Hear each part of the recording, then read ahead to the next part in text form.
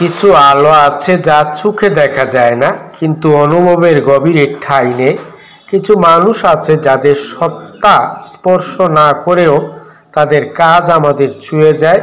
আর এই সব কিছুর মধ্যেই লুকিয়ে থাকে এক সত্য, সার্থকতা যখন প্রেম দিয়ে সমন্বিত হয়, তখন মানুষের আলো শুধু পথ আলোকিত করে না, হৃদয়ে উষ্ণ করে। আসি মূল আলোচনায়। তার পূর্বে ইন্সপায়ার উইথ রেহান থেকে সবাইকে আরও একবার স্বাগত। সাথে থাকুন, শুনতে থাকুন। সার্থকতা বলতে আমরা সাধারণত নিজের ভালো বুঝি, কিন্তু জীবনের মধুরতা তখনই খুঁজে পাওয়া যায় যখন নিজের ভালোকে অন্যের ভালো থাকার সাথে মিলিয়ে নিতে পারি। এই সমন্বয় প্রকৃত সৌন্দর্য, প্রকৃত মানবতা, প্রকৃত আলো। মানুষের কাজ তখনই সার্থক হয় যখন সেখানে থাকে একটু দয়া, একটু মমতা, একটু প্রেম, আর অন্যকে এগিয়ে দেওয়ার নিঃস্বার্থ শক্তি। একজন সমন্বিত মানুষ নিজের সাফল্যকে নিজের ভোগের জন্য নয়, বরং নিজের হাসির কারণ করতে শেখে। তার স্বার্থ সে শুধু নিজের অন্য জন্য রক্ষা করে না, বরং এমনভাবে গড়ে তোলে যে অন্যের জীবনও ছুঁয়ে যায়। এটাই মধুরতা, এটাই মানবতার সত্যিকারের সুবাস।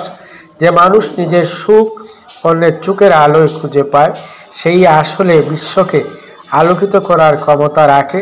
কারণ তার স্বার্থের ভেতরে তাকে নরমতা, তার ইচ্ছার ভেতরে তাকে সামান্য সারল্য, তার প্রচেষ্টার ভেতরে তাকে ভালোবাসা।